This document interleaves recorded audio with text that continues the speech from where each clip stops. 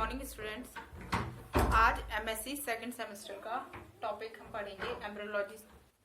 Embryology में आज हम पढ़ेंगे जनरल डिस्क्रिप्शन ऑफ फ्लावर्स, क्योंकि एम्ब्रियोलॉजी में हम पढ़ेंगे कि एम्ब्रियो कैसे बनता है और उसे एम्ब्रियो का फॉर्मेशन कहाँ होता है, फ्लावर के अंदर, एंजियोस्पर्म में। तो आज हम जनरल डिस्क्रिप्शन ऑफ फ्लावर पढ़ेंगे। उसके पढ़ने से पहले एक फीचर, एक बात आप अपने दिमाग में बैठा लीजिए कि जो इवोल्यूशन का ट्रेंड है वो नॉन एम्ब्रियोफाइटा से एम्ब्रियोफाइटा की तरफ जाता है।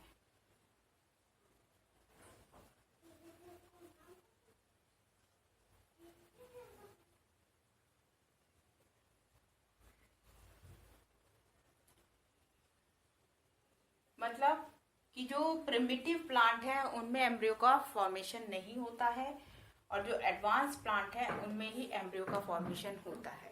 और जो एडवांस प्लांट है उनमें भी एम्ब्रियो के फॉर्मेशन होने में एक सक्सेशन होता है।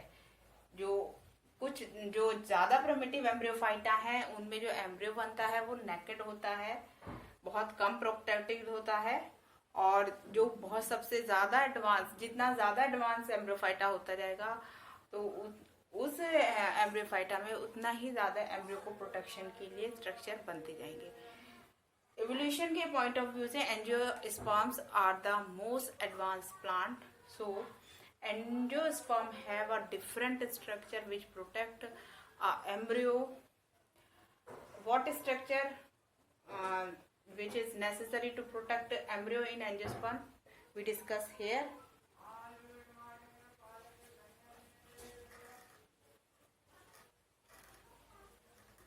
Angiosperm has a characteristic that it has a flower. उसमें फ्लावर होता है, ये एंजियोस्पर्म का कैरेक्टरिस्टिक है। फ्लावर है क्या वास्तव में? What is the definition of flower? तो फ्लावर की डेफिनेशन है it is a modified shoot. It is a modified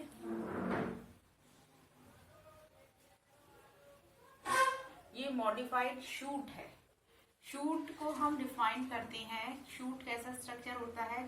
shoot में दो स्ट्रक्चर बहुत प्रोमिनेंटली पाए जाएंगे। अगर वो पाए जा रहे हैं तो वो स्ट्रक्चर शूट है, अगर नहीं पाए जा रहे हैं तो वो शूट नहीं है, कोई और पार्ट है। और वो है node and internode. Presence of node and internode ये डिसाइड करती है कि जो गिवन स्ट्रक्चर है वो शूट है या नहीं है, स्टेम है या नहीं है। तो ये क्या है? मॉडिफाइड शूट है। शूट में क्या क्या चीजें इंक्लूड होती हैं? इसमें स्टेम इंक्लूड होता है, लीफ होती है,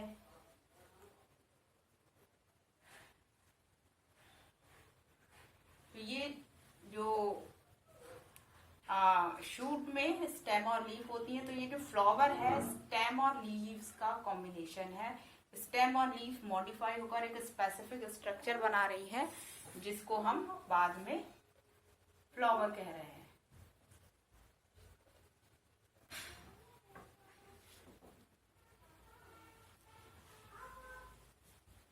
जनरल स्टेम में नोड और इंटरनोड को हम इलोंगेटेड वे में देखते हैं, जबकि जो फ्लावर है उसमें जो ये सारी नोड और इंटरनोड कंडेंस होकर लेटरल वे में आ जाती हैं। इतनी ज्यादा कंडेंस हो जाती हैं कि एक जगह पर आ जाती हैं।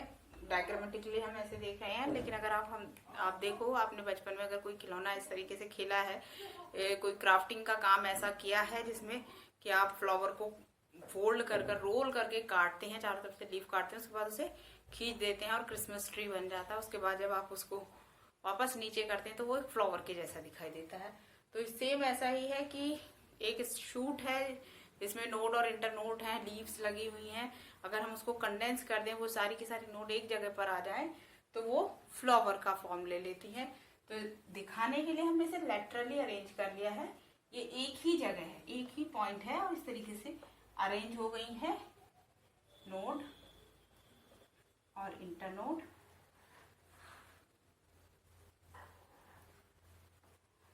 हम नोड पर कोई भी स्ट्रक्चर निकलेगा तो वो नोड पर निकलेगा।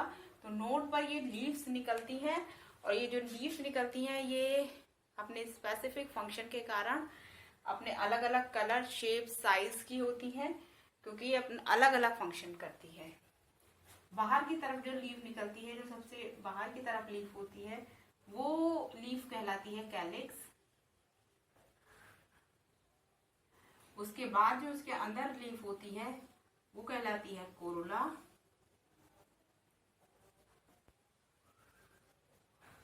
इसके अंदर के नोड पर निकलने वाली लीफ को कहते हैं एंड्रोशियम।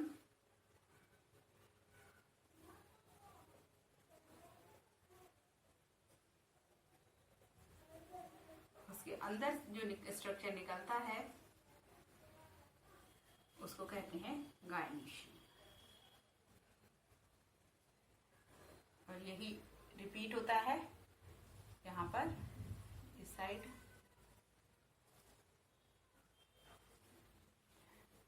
गायनीशियम का जनरली हमेशा एक वर्ल होगा या फिर नहीं होगा, और बाकी जो लीव्स हैं उनके दो वर्ल हो भी सकते हैं, नहीं भी हो सकते हैं, डिपेंड करता है कि फ्लावर कैसा है।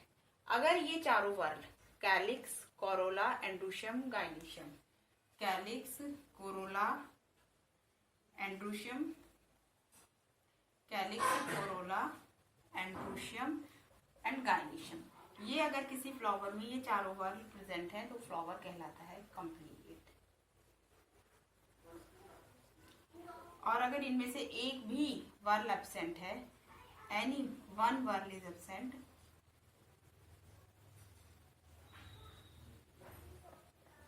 तब फ्लावर कहलाता है इनकम्प्लीट।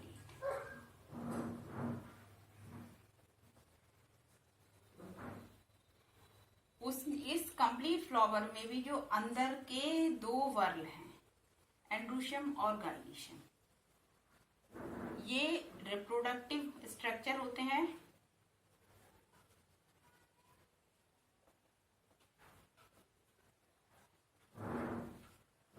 और इनको कहते हैं इसेंशियल पार्ट ऑफ फ्लावर।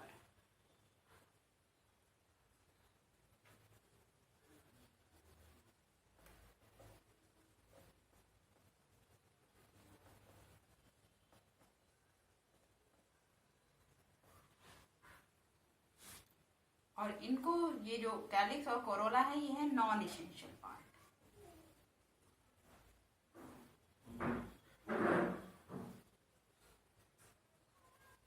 दूसरा टर्म इसके लिए यूज करते हैं एसेसरी पार्ट्स। और ये जो रिप्रोडक्टिव इसेंशियल पार्ट है इनको कहते हैं नेसेसरी पार्ट।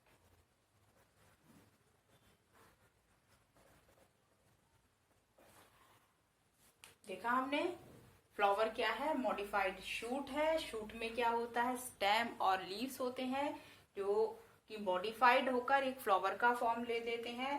जो स्टेम है वो कंडेंस हो जाता है, और कंडेंस होकर जो स्ट्रक्चर बनाता है उस स्ट्रक्चर को हम थैलेमस कहते हैं। थैलेमस एक्चुअली में क्या है, कंडेंस्ड स्टेम है।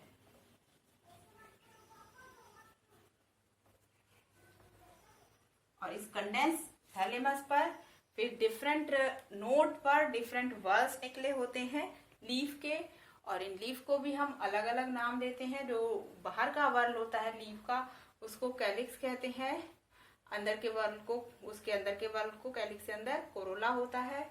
उसके बाद एंड्रोशियम और गायनीशियम होता है। एंड्रोशियम और गायनीशियम नेसेसरी पार्ट बनाते हैं, इसेंशियल वर्ल बनाते हैं। Calyx, corolla non essential whorl बनाते हैं या एसेसरी पार्ट बनाते हैं। एंड्रोशियम और गायनीशियम को एक और टर्म इस्तेमाल करते हैं। एंड्रोशियम को हम दूसरे नाम से भी जानते हैं, जिसे हम कहते हैं माइक्रोस्पोरोफिल। जो इसके लोअर एम्ब्रियोफाइट हैं वहां पर हम टर्म पढ़ते हैं माइक्रोस्पोरोफिल, मेगास्पोरोफिल। तो वो जो माइक्रोस्पोरोफिल है वो एडवांस एंजियोस्पर्म में आकर किस में कन्वर्ट हो गई है, एंड्रोशियम में कन्वर्ट हो गई है।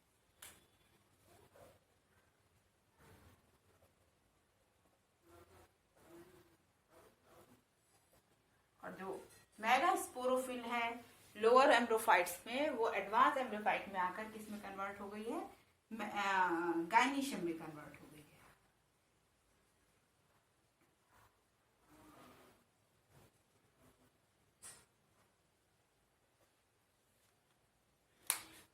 अब हम एम्ब्रियोलॉजी में मेनली किस तरीके से माइक्रोस्पोरोफिल पर या एंड्रोशियम में स्टैमिन पॉलिन बनेंगे, और किस तरह से गाइनीशियम में एग बनेगा, उसके बाद मेल गैमेट बनेगा, इधर क्या कहते हैं फीमेल गैमेट एग से वो मेल गैमेट यानी कि पॉलिन फ्यूज होंगे, और उससे बाद में जाइगोट से डिवीजन के बाद किस तरह से एम्ब्रियो बनेगा, ये सारी स्टडी हम एम्ब्रियोलॉजी में पढ़ेंगे। तो embryology is the study of development of zygote after fertilization. Embryo क्या होता है, सबसे पहले ये समझ लेते हैं कि एम्ब्रियो क्या होता है, उसके बाद हम कुछ एंड्रोशियम और गाइनीशियम के बारे में जनरल नॉलेज लेंगे कि ये क्या होते हैं, कैसे होते हैं, और किस तरीके से अरेंज रहते हैं डिफरेंट टाइप के, क्योंकि इनका अरेंजमेंट, इनका स्ट्रक्चर, इनमें बनने वाले जेनेटिक एंटाइटीज पर अफेक्ट डालता है। इसलिए ये बात आपके दिमाग में होनी चाहिए कि अगर स्ट्रक्चर कैसा होगा तो बाद में हम पता चलेगा कि डिफरेंट स्ट्रक्चर की वजह से एम्ब्रियोलॉजी के डिफरेंट प्रोसेस में चेंज आता है।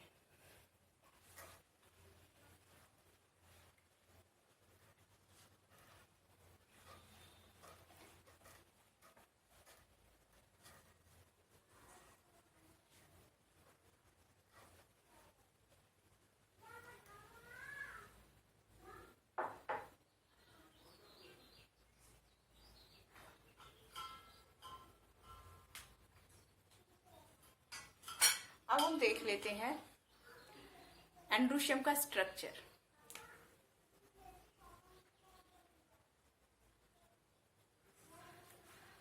इसको और कहते हैं माइक्रोस्पोरोफिल,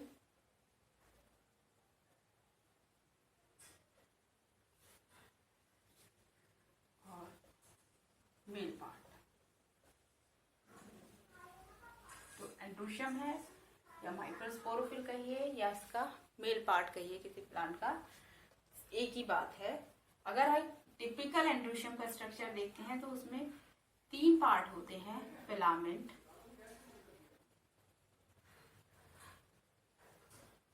कनेक्टिंग,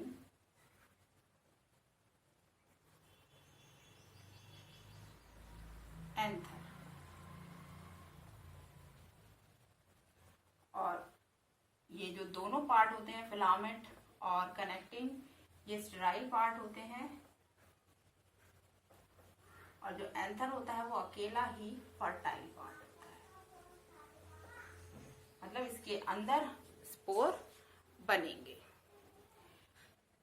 अब ये स्टेमिन कभी दूसरे पार्ट से भी अटैच हो सकता है, तो किस तरीके से ये अदर पार्ट से अटैच होता है ये एक बार देख लेते हैं।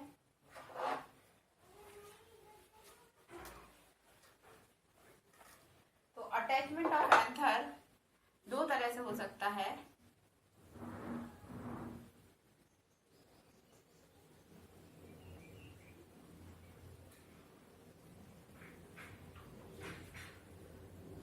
एडिशन और कोहेजन। एडिशन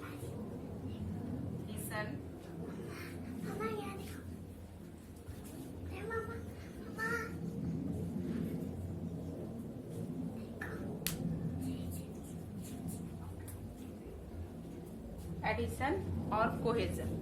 एडिशन में जब स्टेमन किसी दूसरे पार्ट से अटैच होता है, एंड्रोशियम के अलावा किसी और पार्ट, फ्लोरल पार्ट से अटैचमेंट होता है, चाहे वो कैलिक्स हो, चाहे वो कोरोला हो, और या फिर गाइनीशियम हो, तो इसको हम कहते हैं एडिशन। तो इसमें इस कंडीशन में हम एपिफिलस,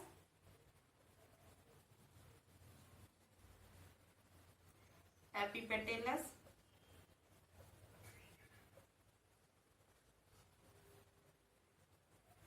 दो कंडीशन पढ़ते हैं। एपिफिलस जब एंथर टैपल से अटैच रहता है, अटैच फ्रॉम टैपल,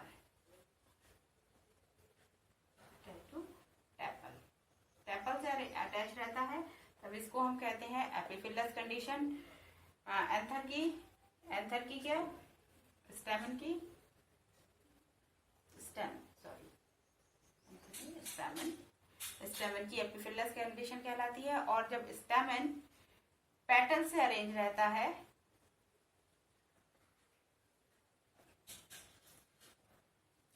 तो इसको कहते हैं एपिपेटलस कंडीशन। तो ये एडिशन है। एडिशन में जब किसी नॉन सिमिलर मतलब खुद से के अलावा और किसी भी पार्ट से अगर स्टेमन अटैच रहता है तो ये एडिशन है। एडिशन में दो कंडीशन, एपिफिलस और एपिपेटलस। कोहेजन में जब खुद ही एक स्टेमन दूसरे स्टेमन से अटैच रहता है तो इस कंडीशन को कहते हैं कोहेजन। कोहेजन में कुछ कंडीशन है। मोनोडल्फस, जब सारे के सारे स्टेमिन एक साथ एक बंच में अटैच रहते हैं।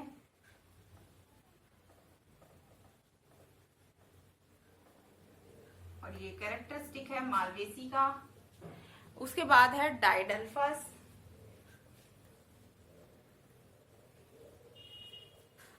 जब जो स्टेमिन है दो ग्रुप में अटैच रहे। कैरेक्टरिस्टिक है फैमिली पेपिलिनेसी का। पॉलीएडल्फस, जिसमें बहुत सारे ग्रुप में स्टेमिन अरेंज रहते हैं तो इस कंडीशन को कहते हैं पॉलीएडल्फस।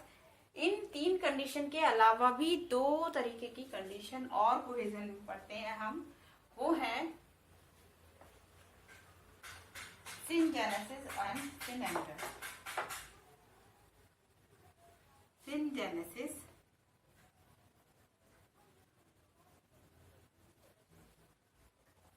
एंड सिनेंडर्स। जहां भी सिन लगा होगा मतलब ज्वाइंट है। जेनेसिस माने जनरेटिव पार्ट, और सिनेंडर्स पूरा का पूरा एंड्रोशियम ज्वाइंट है। तो इसमें जो जनरेटिव पार्ट है वो एंथर है, यानी कि एंथर ही फ्यूज है, एंथर फ्यूज है एंड फिलामेंट फ्री।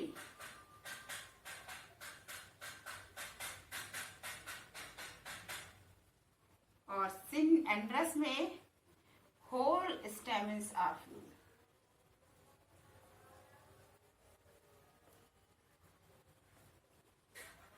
ये आपको याद रहना चाहिए। सिनजेनेसिस कंडीशन कैरेक्टरिस्टिक है फैमिली कंपोजिटी की, और सिनेंडर्स कंडीशन कैरेक्टरिस्टिक है फैमिली कुकुरबिटेसी की।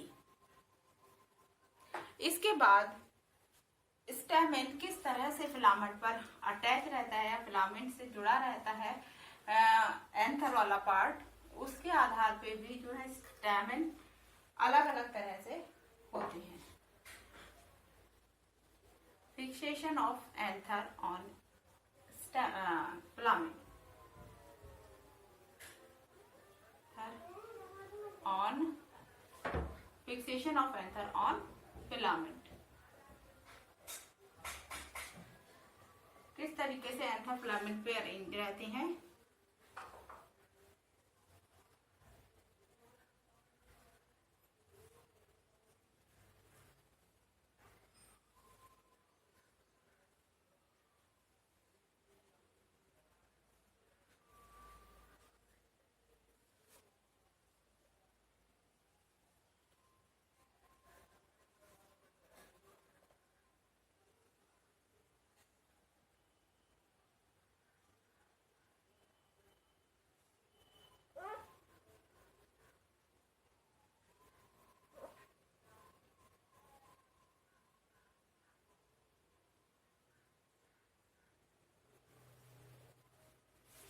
एडनेट,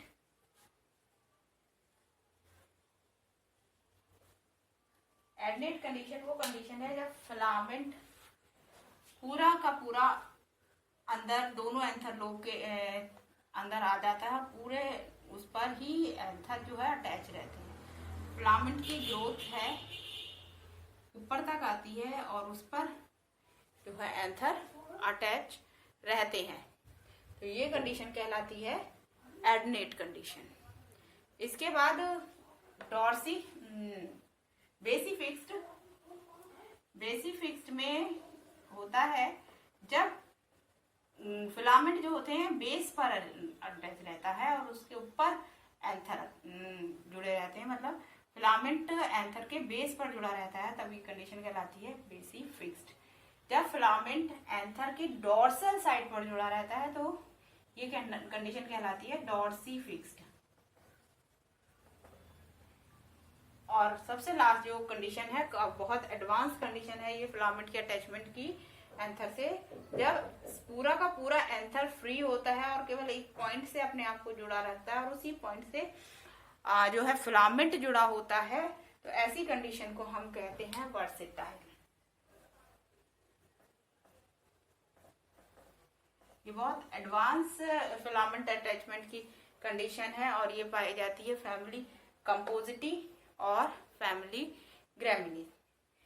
ये दोनों ही फैमिली अपने अपने ग्रुप की जो है एडवांस फैमिली है। Compositae is the advance family of dicot and gramineae या poaceae family is the advance family of monocot. तो दोनों में ही वर्सेटाइल टाइप का फिलामेंट अरेंजमेंट होता है।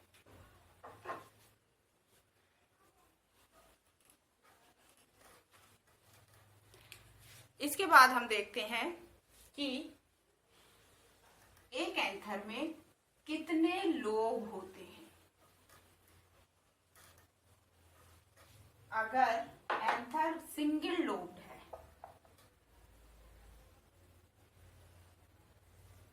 तो ऐसे एंथर को कहते हैं मोनोएडल्फस। क्या कहते हैं? मोनोएडल्फस।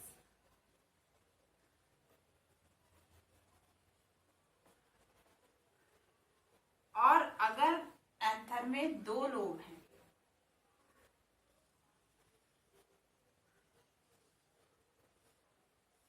तो ये कहलाता है डाइएडल्फस।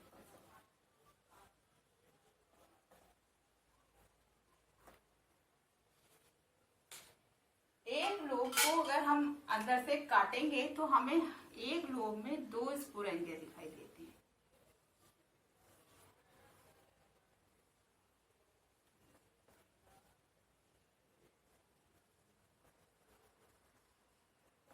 यानी कि मोनोएडल्फस कंडीशन क्या है? बाइस्पोरेंजिएट।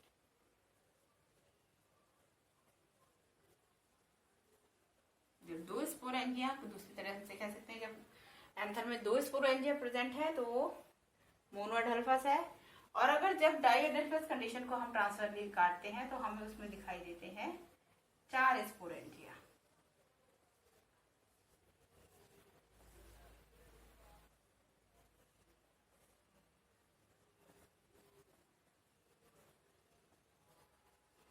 और इसीलिए डाइएडल्फस को हम टेट्रास्पोरेंजिएट भी कह सकते हैं।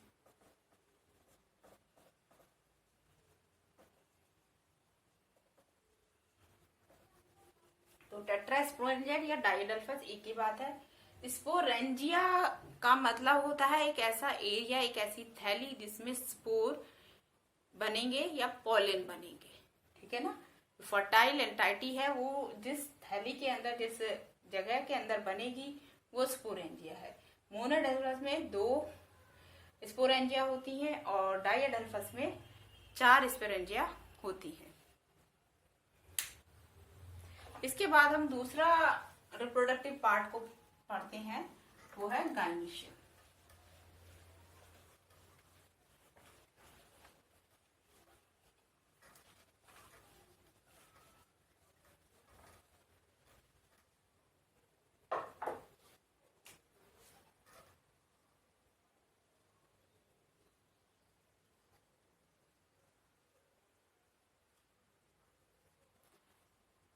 गाइनीशियम या दूसरा नाम है इसका मेगास्पोरोफिल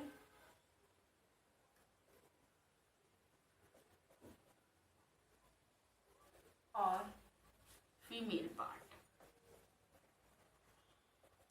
अगर हम गाइनीशियम को देखते हैं तो एक टिपिकल गाइनीशियम तीन पार्ट में डिवाइडेड होती है।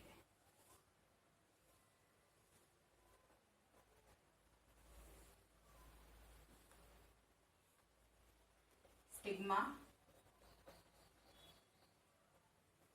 Style, ovary. Thalamus style non fertile part होते हैं और ओवरी केवल एक पार्ट ऐसा होता है जो फर्टाइल होता है। ओवरी के अंदर एक स्पेसिफिक स्ट्रक्चर पाया जाता है जिसे हम कहते हैं ओव्यूल, और ये ओव्यूल ओवरी पर जिस जगह से जुड़ा होता है, जो इस जगह से ये ओव्यूल जुड़ा होता है वो जगह कहलाती है प्लेसेंटा।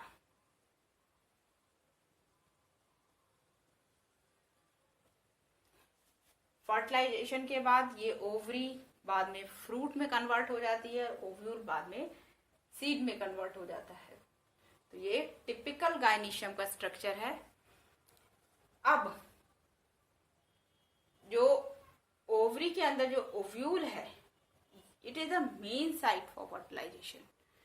तो कुछ बातें आपको ओव्यूल और ओवरी के बारे में ध्यान रखनी है। पहले तो आप ये ध्यान रखेंगे कि ओवरी कितने टाइप की होती है, टाइप ऑफ ओवरी।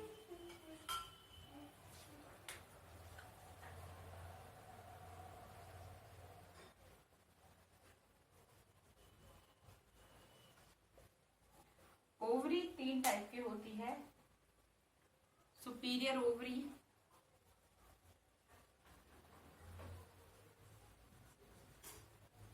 जिसे कहते हैं हाइपोगाइनस,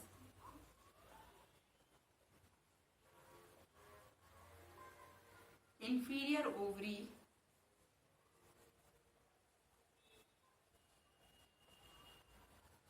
जिसे कहते हैं एपिगाइनस,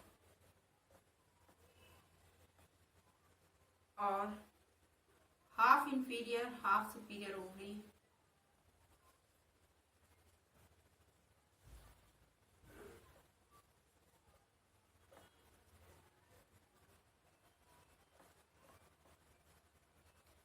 जिसे कहते हैं पेरिगाइनस।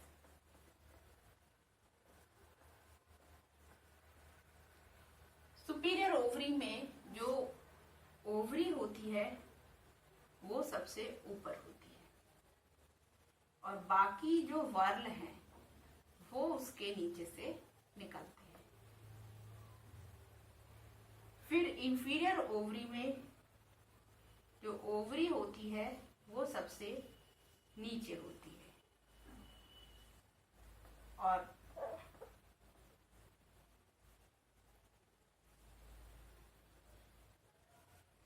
बाकी के जो वर्ल हैं वो उसके ऊपर से निकलते हैं। पेरिगाइनस ओवरी में ओवरी जो होती है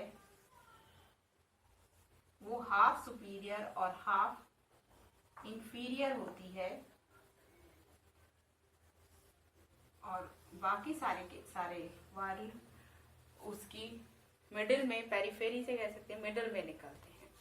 तो थैलेमस इसमें डोम शेप होता है, इसमें कप शेप होता है और ये कप डीप कप होता है और इसमें भी कप शेप होता है और लेकिन ये कप शैलो कप होता है। इस तरीके से पोजीशन के अकॉर्डिंग ओवरी की पोजीशन क्या है रेस्पेक्ट टू अदर वर्ल, इसके उस बेस पर ओवरी 3 टाइप की होती है। Hypogynous, epigynous, perigynous. Hypogynous means superior ovary, epigynous means inferior ovary और perigynous means half superior half inferior ovary. इसके बाद एक और बात हमने देखी थी कि जहां से ओव्यूल ओवरी से अटैच रहता है उस जगह को हम कहते हैं प्लेसेंटेशन। प्लेसेंटेशन वो जगह है जहां पर ओव्यूल ओवरी से अटैच रहता है और न्यूट्रिशन देता है। तो on different type of placentation present in a angiospermic species. तो प्लेसेंटेशन देख लेते हैं, type of placentation.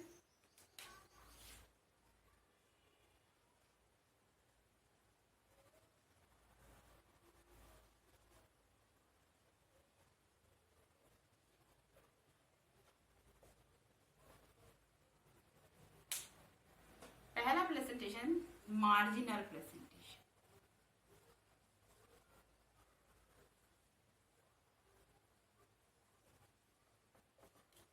Marginal placentation में जो ओव्यूल है वो लॉक्यूल के मार्जिन से निकलते हैं। ये मोनो का या मल्टी कार्पलरी ओवरी होती है बट यूनिलॉकुलर होती है। Mono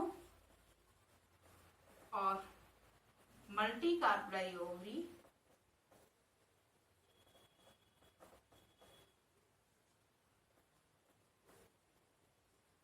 but unilocular. और ovule arise from the margin, margin से निकलते हैं। एग्जाम्पल है इसका पैपिलियोसी, मटर, मार्जिन का इस तरीके से ओव्यूल अरेंज करते हैं। मार्जिन है तो दूसरा पूरा एक वो है सीड, उसके मार्जिन पर ओव्यूल लगे हुए हैं। पूरा फ्रूट है, फ्रूट के मार्जिन पर ओव्यूल लगे हुए हैं। इसके बाद आता है दूसरा एक्साइल प्लेसेंटेशन।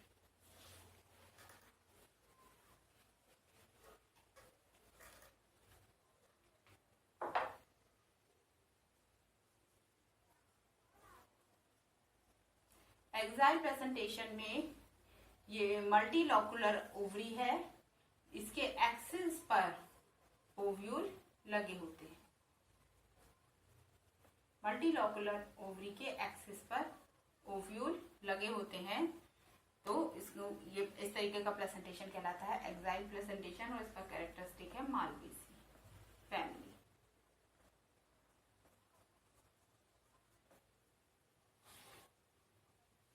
नेक्स्ट है बेसल प्रेजेंटेशन।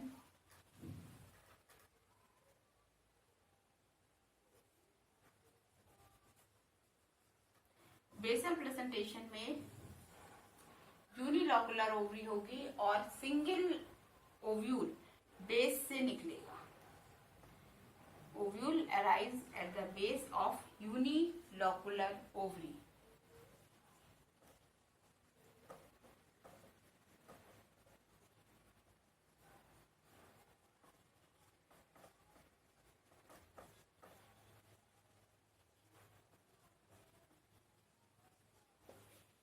और इसका एग्जाम्पल है फैमिली कंपोजिटी।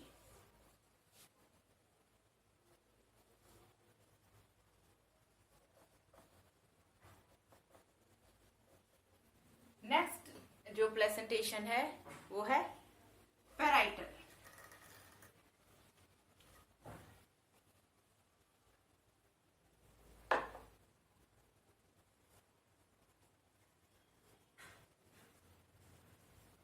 मल्टीलॉकुलरी ओवरी होती है,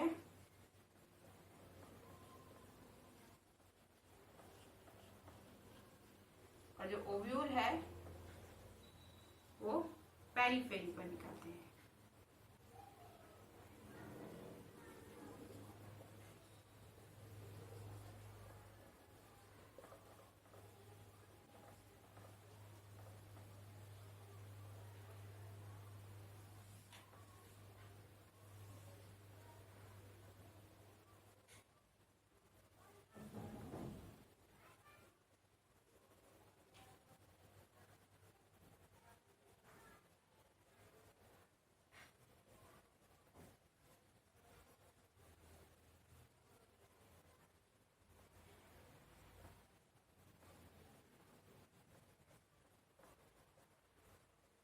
तो पैराइटल प्रेजेंटेशन में पेरीफेरी पर मल्टीलॉकुलर ओवरी में जो है ओव्यूल निकलते हैं, और ये एग्जाम्पल है इसका फैमिली कुकुरबिटेसी।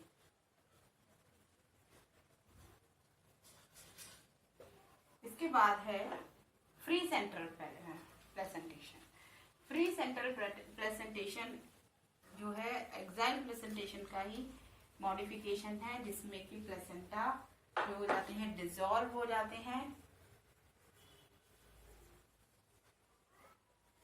प्लेसेंटा डिसॉल्व हो जाते हैं और एक रिंग के फॉर्म में बीच में प्लेसेंटा सेप्टा डिसॉल्व हो जाते हैं और बीच में एक पैच की फॉर्म में प्लेसेंटा बचा रहता है और जिस पर जो है ओव्यूल निकलते हैं।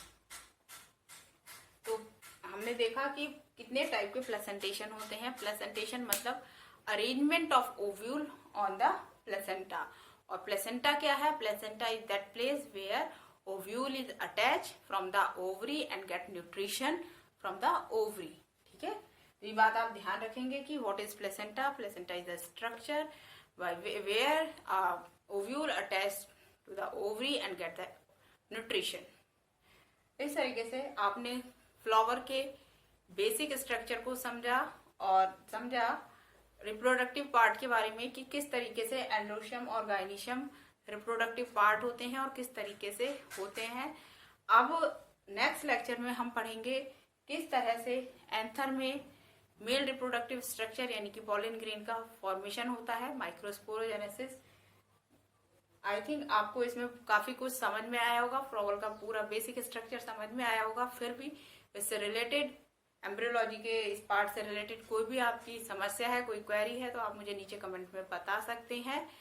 और कुछ और टॉपिक जो आपको समझना है उसके बारे में भी आपको कुछ पूछना है तो आप मुझे बता सकते हैं। And thank you very much.